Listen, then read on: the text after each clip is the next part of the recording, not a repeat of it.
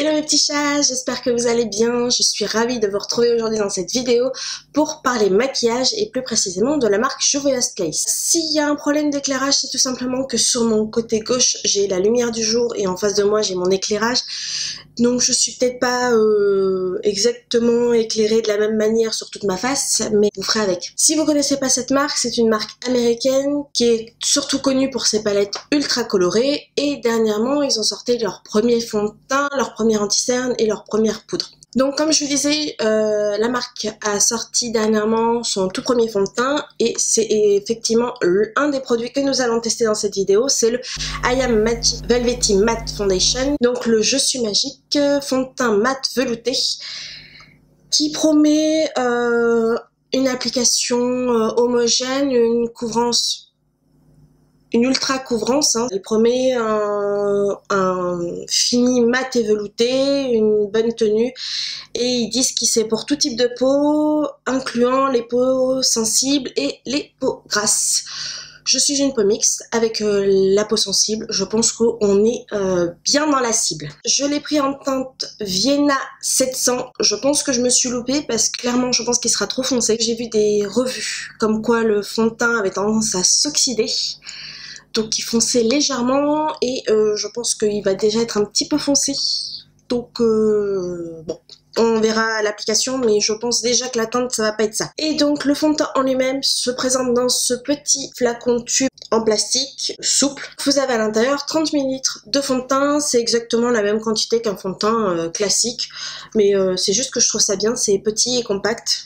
Il manque juste pour moi le flacon pompe, mais bon, ça, ce n'est que mon avis. Et le deuxième produit que j'ai pris, c'est également une nouveauté. J'avais vraiment envie de tester les palettes Juvia's Place parce qu'elles sont quand même connues pour être ultra pigmentées. Ils sont quand même connus pour avoir de très très beaux fards à paupières. J'ai pas pris la plus colorée qui soit. Moi, celle qui m'a vraiment tentée, c'est la Nubian 3 Coral. Donc la palette est comme l'emballage du carton, avec ces magnifiques reflets holographiques qui sont affreux à filmer. Et à l'intérieur, vous retrouvez 12 fards à paupières. Comme son nom l'indique, c'est une palette corail.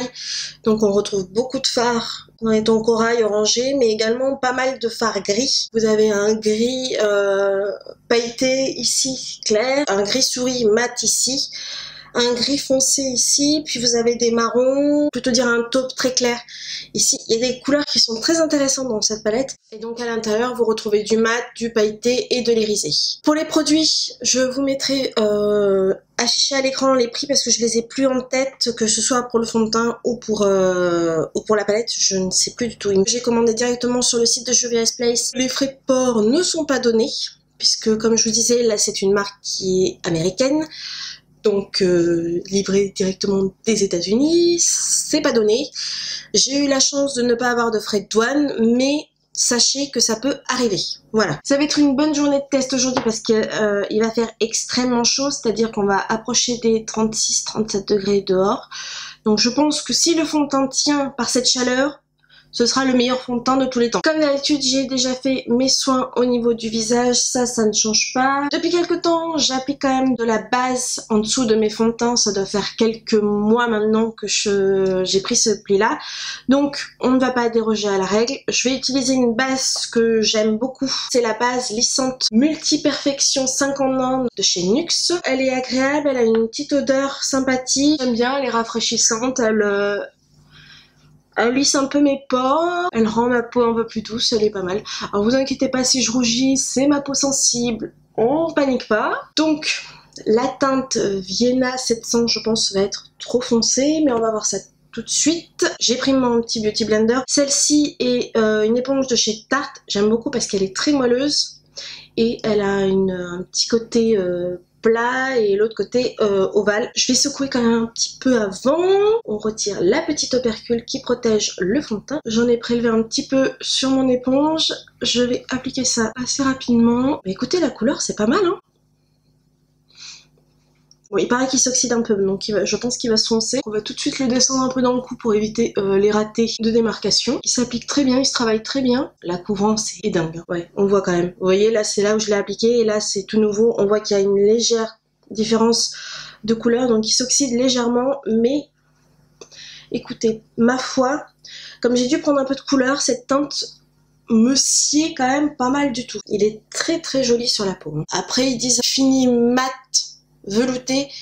Je trouve que c'est semi-mat. Vous voyez, il y a quand même encore une lumière qui ressort du fond de teint. Vous voyez, il est vraiment pas mal du tout. Il a un peu flouté mes pores. Il a plutôt bien accroché au niveau du menton. Au niveau du nez, là où j'ai toujours quelques soucis, il est quand même très joli. Et au niveau du front, il n'y a rien à dire. J'ai fini de faire mon teint. Donc j'ai appliqué comme d'habitude mon Shape Tape de chez Tarte. J'ai poudré avec la poudre libre de chez Tarte, celle-ci. Comme bronzer, j'ai mis mon petit chocolat de soleil de chez Too Faced qui n'existe plus. Mais il me semble qu'ils l'ont juste appelé autrement, je vous mettrai le lien en barre d'infos. Comme petit blush, j'ai pris le Cheek Pop de chez Clinique en teinte 01 Ginger Pop. Ce très très bel highlighter. C'est une de mes plus belles découvertes en termes d'highlighter depuis très longtemps. Il s'agit du highlighter Reload de chez Makeup Revolution en teinte d'air tout divulgue. On va passer maintenant au niveau des yeux. Je vais juste appliquer un petit peu de base à paupières. Donc avec un pinceau 231 de chez Zoeva, je vais prendre cette teinte-ci et je vais venir l'appliquer au niveau de mon creux de paupières. Pour ce premier fard, effectivement, la pigmentation est là, je pense que vous le voyez. Il s'estompe très très bien, il est très joli. Avec un pinceau un petit peu plus fluffy, je vais venir prendre cette teinte-ci et je vais venir l'appliquer sur le bord de mon fard précédent pour faire mon dégradé au niveau de ma paupière supérieure. Il n'y a pas besoin de travailler 10 ans les fards, ça s'estompe très bien, ça s'applique très bien, c'est très bien pigmenté. Pour l'instant, je suis très contente. Je vais reprendre mon 231 et je vais venir maintenant appliquer ce fard-ci. Donc ce fard foncé pailleté, je vais venir l'appliquer dans mon coin externe et le remonter dans mon creux de paupière. Il est très joli, mais il n'est pas aussi foncé que dans la palette. Il ressort beaucoup plus rouge sur ma paupière qu'il ressortait beaucoup plus bordeaux dans le pan. Ça reste une très très jolie couleur, mais moi qui voulais foncer un peu mon coin externe, ça va pas être assez. Je vais venir prendre avec un petit pinceau plus précis, je vais venir prendre le marron qui se trouve juste ici et je vais juste venir intensifier un peu mon creux de paupière et mon coin externe. Bon, j'ai assombri un peu plus mon coin externe et je vais venir maintenant prendre au doigt ce fard-ci qui est vraiment un corail irisé, il est magnifique. Et je vais venir l'appliquer au doigt sur la partie restante. Oh que c'est beau, oh que c'est beau. Au doigt, je viens bien fondre les deux couleurs sur le coin externe entre elles. Et je vais juste venir reporter le même dégradé de teinte sous mon ras de cils. Il me reste mon coin interne. Je vais prendre un petit pinceau boule. J'ai envie de tester le gris lumineux juste ici. Je sais pas ce que ça va donner. Oh, la texture du fard est vraiment comme du beurre. Oh, mais regardez-moi cette lumière.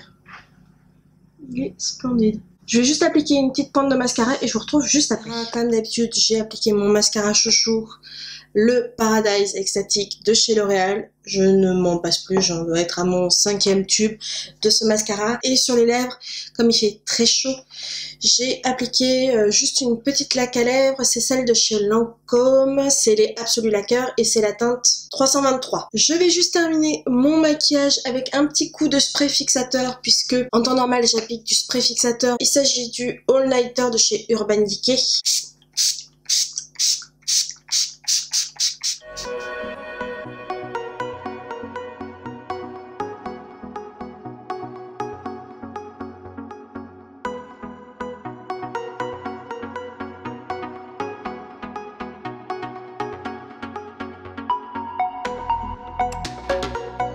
Pour ce qui est du résultat final, je suis très contente pour l'instant. Il est 10h15. Je vous retrouverai bien entendu un petit peu plus tard au cours de la journée pour vous faire des petits updates sur le fond de teint et sur la palette.